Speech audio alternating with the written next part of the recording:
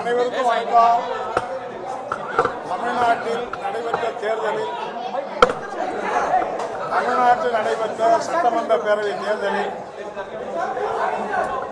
மக்கள் தாவேகா கட்சிக்கும் அவருடைய தலைவர் விஜய் வெற்றி பெற்றிருக்கிற அவர் ஆட்சி அமைப்பதற்கு அறுதி பெரும்பான்மை பெறாவிட்டாலும் ஒரு தனிப்பெரும் கட்சி என்கிற முறையில் அவரை ஆளுநர் அழைத்து பதவி ஏற்க அழைத்திருக்க வேண்டும். ஏற்கனவே அந்த எண்ணத்தில் வந்த ஆளுநர் திடீரென்று அவருடைய நிலையை மாற்றிக்கொண்டு 118 உறுப்பினர்கள் இருந்தால்தான் நான் அழைப்பேன் என்கிற ஒரு அடம் பிடித்தார். அப்படிப்பட்ட சூழ்நிலையில் தாவேகா தலைவர் விஜய் அவர்கள் சிபிஎம், சிபிஐ, விசிகா உள்ளிட்ட எல்லா கட்சிகளுக்கும் இந்த கட்சிகளுக்கு எனக்கு ஆதரவு அளிக்க வேண்டும் என்று ஒரு கடிதத்தை கொடுத்திருந்தார். அந்த கடிதத்தின் அடிப்படையில் இன்றைக்கு எங்களுடைய மாநில குழு கூட்டத்தில் ஏற்கனவே எங்களுடைய மாநில செயலாளர் விளக்கியபடி தாவேகா தமிழ்நாட்டில் ஆட்சி அமைப்பதற்கு சிபிஎம் தன்னுடைய ஆதரவை தெரிவித்துக் கொள்கிறது. அதே சமயத்தில் நாங்கள் வெளியிலிருந்து ஆதரிப்போம் என்கிற முடிவை மேற்கொண்டிருக்கிறோம் என்ற முடிவை ஏற்கனவே எங்களுடைய செயலாளர் சண்முகம் உங்களுக்கு விளக்கியிருக்கிறார். அந்த அடிப்படையில் நாங்கள் எல்லாம் இன்றைக்கு ஆதரவு கடிதத்தை கொடுத்திருக்கிறோம்.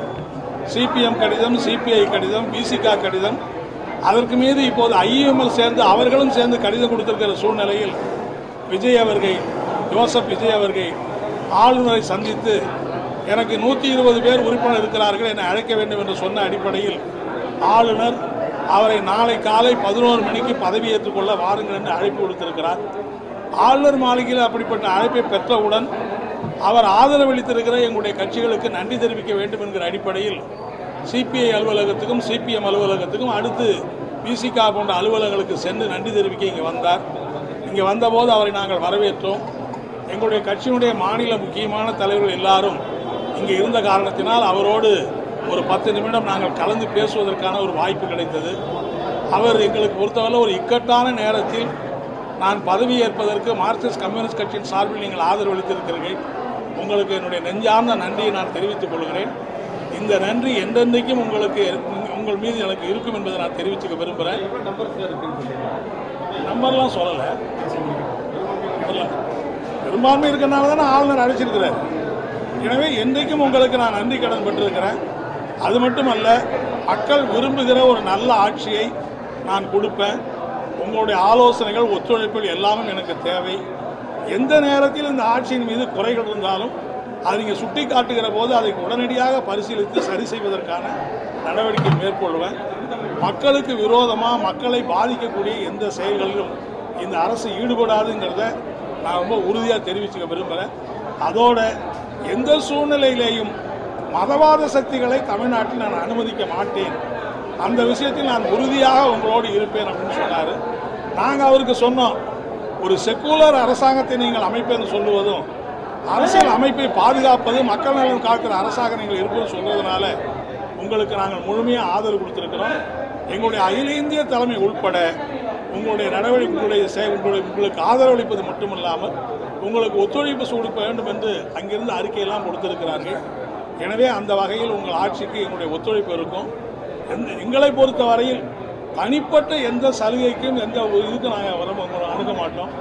எப்போது நாங்கள் வந்தாலும் மக்கள் பிரச்சனைகளுக்காக தான் நாங்கள் வருவோம் அப்படிங்கிறத எங்களுடைய எம்பிக்கள் இருந்தார்கள், எங்களுடைய எம்எல்ஏக்கள் இருந்தார்கள்.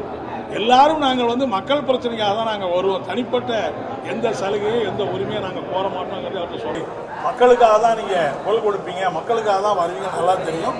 நிச்சயமாக நான் நீங்கள் விரும்புகிற மாதிரி ஒரு ஆட்சியை நான் கொடுப்பேன்னு சொன்னார்.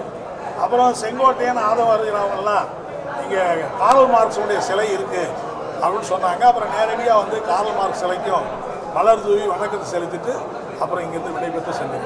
சார், இத்தனை ஆண்டு காலமாக திமுக கூட்டணியில் இருந்தோம். இப்போ நம்ம தாவேகாவுக்கு ஆதரவு தெரிவிச்சிருக்கோம்.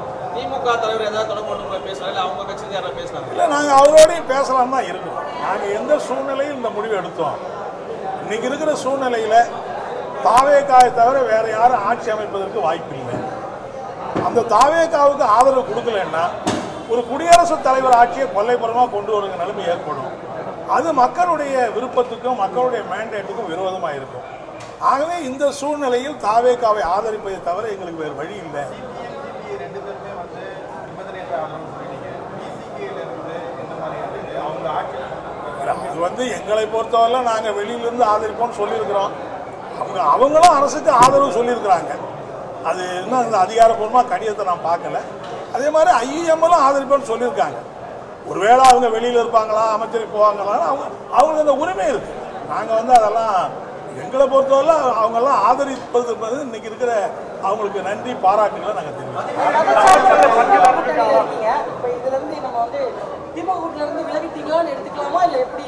இல்லை, அதாவது இந்த அரசு அமைப்பதற்கு நாங்கள் ஆதரவு கொடுக்கிறோம்.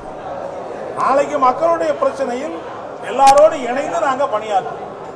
அதனால திமுக உள்பட வாய்ப்பு இருக்கிற பிரச்சனை நாங்கள் இணைந்து பணியாற்றுவோம். இல்லை, அதாவது கூட்டணியா தொடர்ந்து, அதாவது தேர்தலுக்கு பிறகு இருக்கிற சூழ்நிலை தான் இப்போ விவாதிச்சிருக்கிறோம். இதற்கு மேல் அடுத்த கட்ட நடவடிக்கை என்ன, போனது என்ன, அணுகுமுறை எப்படி செய்யலாங்கிறதெல்லாம் படிப்படியா இன்னும் விவாதிச்சா ஒரே நேரத்தில் ஒரே நாள்ல இல்ல அப்படி சொல்ல முடியாது. திமுக என்பது அண்ணா திமுக பற்றி எங்களுக்கு பிரச்சனை இல்லை.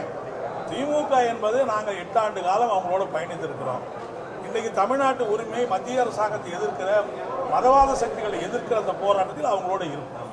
மதவாத சக்திகளை எதிர்ப்பதற்காக நாங்கள் எப்படி தாவேக்காவை ஆதரிக்கிறோமோ அதே மாதிரி மதவாத சக்திகளை எதிர்த்து போராட்டத்தில் அவங்களோடய நாங்கள் வந்து இணைஞ்சு பண்ணிடுறோம்.